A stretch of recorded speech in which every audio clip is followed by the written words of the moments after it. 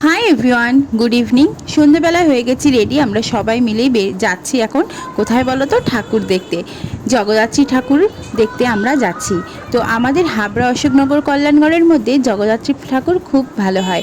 হ্যাঁ, চন্দননগরে আমরা হয়তো যেতে পারি না, বাট লাইটিং দেখে বুঝতে পারছো তো চন্দননগরের থেকে কোনো অংশে কিন্তু কম যায় না। এটা আমাদের কাছেই বলছি। আমরা যারা চন্দননগর যেতে পারি না ঠাকুর দেখতে, তারা কিন্তু আমাদের কল্যাণগড়েই আমরা সবাই কিন্তু ঠাকুর দেখে বেশ আমাদের মনের আশ মিটিয়ে নিই। তো চলো, সন্ধ্যে 5টার সময় কিন্তু আমরা সবাই মিলে বেরিয়ে পড়লাম ঠাকুর দেখার জন্য। আর কি করব, আস্তে আস্তে দেখছি যে এখানে নো এন্ট্রি হয়ে গেছে। তো বলো তো, ঠাকুর দেখবো অথচ লাইটিং দেখবো না, এটা কি ভালো লাগে? তাও আবার জগদ্ধাত্রী পুজোর সময়। তো এটা হচ্ছে ফার্স্ট প্যান্ডেল যেটা আমরা দেখব।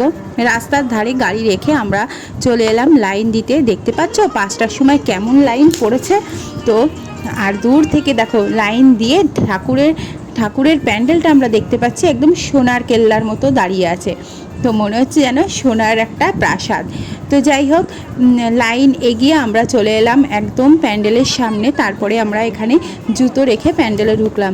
না, জুতো রেখে কেন বলো তো প্যান্ডেলে ঢুকছি? ঠাকুর পুজো হচ্ছে তাই। তো পুজোর জন্য আমরা সবাই জুতো রেখে ঢুকছি।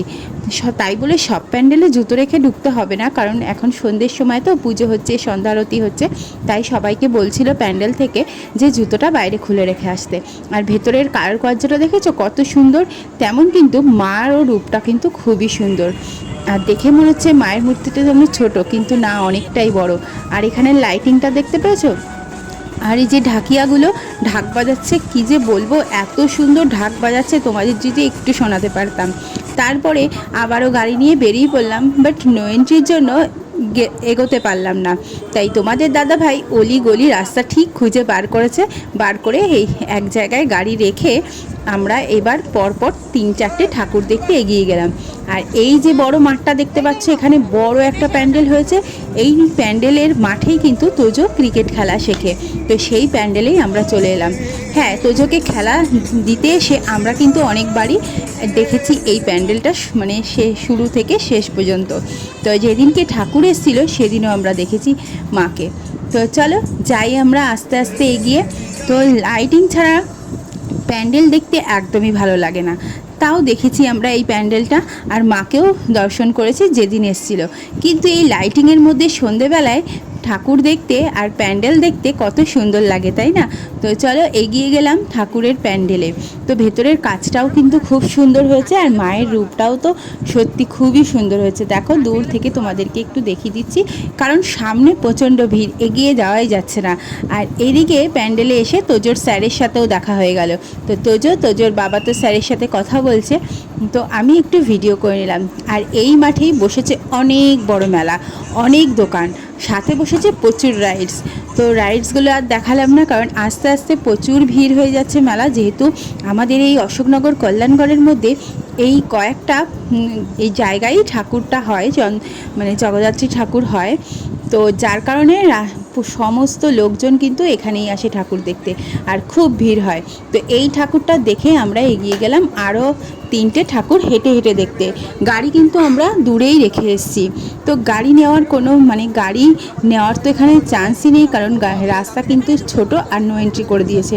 তবে গাড়ি কিছু হবে না, আমরা খুব ভালো করেই জানি। তো কারণ চারিদিকে পুলিশ রয়েছে, গাড়ি লক করে দিয়ে আমরা এগিয়ে যাচ্ছি ঠাকুরের প্যান্ডেল দিকে। আর দেখেছো রাস্তার আর দুই পাশেই কিন্তু কত কিছু দোকান বসেছে, খাবারের দোকান, ঘুগনি, ফুচকা, আইসক্রিম, এমনি অন্যান্য স্টেশনারি দোকান প্রচুর বসেছে। তো তোজোর বাবার সাথে হাত ধরে ধরে যাচ্ছে ঠাকুর দেখতে, আর মা, বাবা, আমি আছি সবাই পেছনে।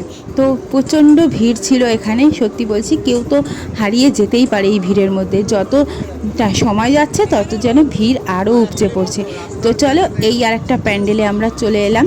প্যান্ডেলের এই যে হাতে আঁকা দেখতে পাচ্ছ গায়ে, এই আঁকাগুলো কিন্তু ছোট ছোট বাচ্চারা এঁকেছে। কি সুন্দর এঁকেছে না ওরা। আমরা যেদিনকে এই দিক থেকে যাচ্ছিলাম তখন দেখেছি, ওই যে বললাম এখান থেকে তোজোর খেলা দেখে ফিরি যখন, তখন সব প্যান্ডেলের কারুকার্য কিছুটা দেখেছি আমরা সবাই যখন করছিল। তো চলো এবার প্যান্ডেলের মধ্যে আমরা প্রবেশ করলাম। দেখো সামনে কি ভিড়, আর এদিকে ঠাকুরমশাই সন্ধ্যা আরতি করছে ঠাকুরের সামনে।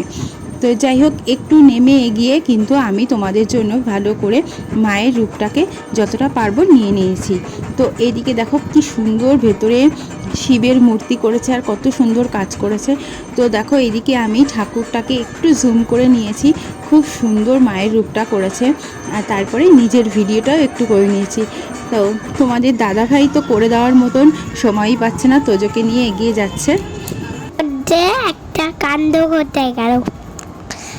আমি বাবির হাত ধরে হাঁটছি আর মা আমাদের পিছন পিছন ভিডিও করতে করতে আসছে, আর দাদা দিদিরা অনেক অনেক পিছনে আসছিল। এবারে আমরা যেতে যেতে পিছনে তাকিয়ে দেখলাম দাদা দিদিরা নেই। এবারে আমরা ফোন করছি, মাইকে কিছু শোনা যাচ্ছে না। তারপরে আবার ব্যাক করলাম। তারপরে ওই ঠাকুরের প্যান্ডেলের পাশে খুঁজে পেয়েছি। তোমরা তো তোজোর কথা শুনতেই পারলে, কি বলল, ওর দাদা দিদি গেছিলো হারিয়ে, আবারও ব্যাক করে ফিরিয়ে এনেছি। আর এই দেখো একটা প্যান্ডেল কত সুন্দর হয়েছে, লাইটিংয়ে ঘেরা। ওই যে বললাম চন্দননগর থেকে কোনো অংশে হয়তো কম যায় না আমাদের কাছে। তো তোমাদের কাছে কেমন লেগেছে অবশ্যই জানিও।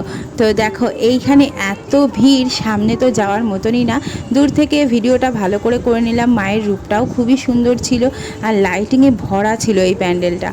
তো দেখো কত সুন্দর লাগছে। আর এখানেও কিন্তু মেলা বেশ ভালোই বসেছে, ছোটোখাটো রাইডসও বসে গেছে বাচ্চাদের জন্য। দেখো জিলাপি, লাবড়ি, বাদাম, কত কিছু এই দোকানে রয়েছে। তো শুধু এই দোকানে না, সব দোকানে।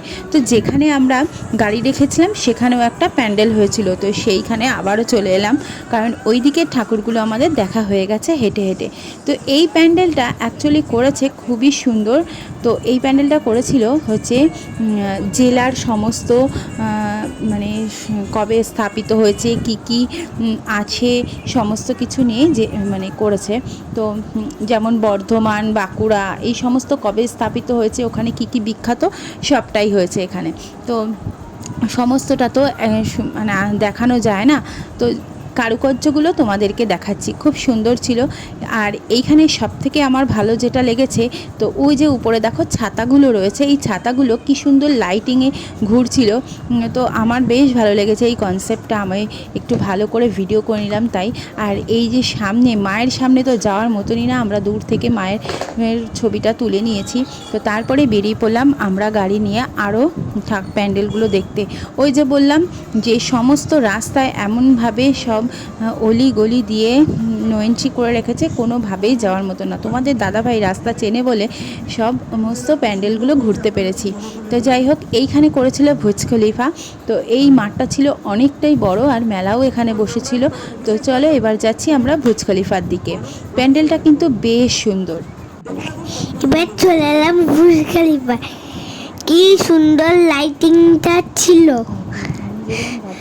আমি গেলাম ভাবির হাত ধরে, আর ভিতরে ঠাকুরটাও খুব সুন্দর ছিল। এবারে আমার মাথায় এলো আমি কিছু একটা রাইড চড়তে হবে। রোজও মা বাবাকে নিয়ে দেখছিল কোন রাইডসও চড়বে, আর এদিকে আমি আর তোমাদের দাদাভাই দেখছিলাম কিছু কেনা যায় নাকি আমার কিচেনের জন্য। তো টুকটাক কিছু কিনে এগিয়ে গেলাম। তারপরে দেখছি তোজো খেলনা কেনার জন্য কোনো একটা দোকানে দাঁড়িয়ে আছে। আর এখানে রাইডসগুলো দেখো। আর এই নৌকা কি তোমরা চড়েছো? আমার তো প্রচণ্ড ভয় লাগে, তাই আমি আর চড়িনি। তো চলো এগিয়ে গেলাম অন্যদিকে, কারণ তোজোর পছন্দ হলো না রাইডসে। আর এই যে আর একটা ঠাকুর দেখতে যাচ্ছি, এখানে নো এন্ট্রি ছিল, বাট নো এন্ট্রির পুলিশগুলো কিছুই আমাদেরকে বললো না, তাই আমরা গাড়ি নিয়েই সোজা এগিয়ে গেলাম। দু একটা গাড়ি কিন্তু দেখা যাচ্ছিল এখানে, কারণ রাস্তাটা অনেকটা দূর ছিল। তো আমরা জানি আমরা সবাই কেউ হাঁটতে পারবো না, তাই তারপরে রাস্তার ধারে এসে দেখি বেশ অনেকটা লাইন পড়ে গেছে।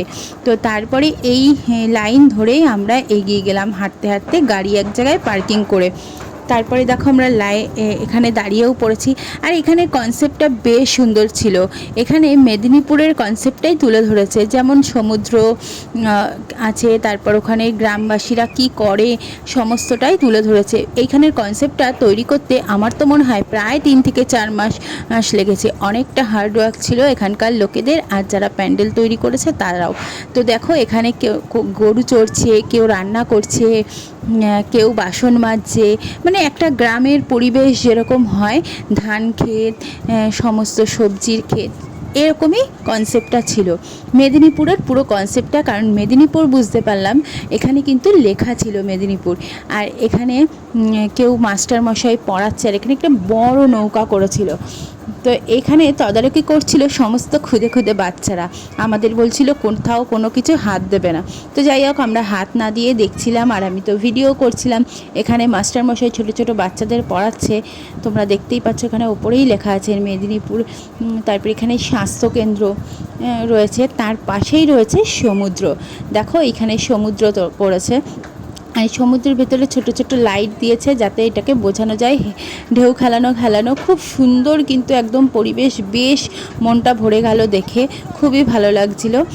তো আমরা এখান থেকে আস্তে আস্তে এগিয়ে যাচ্ছিলাম তোমাদের জন্য একটু ভিডিও করতে করতে।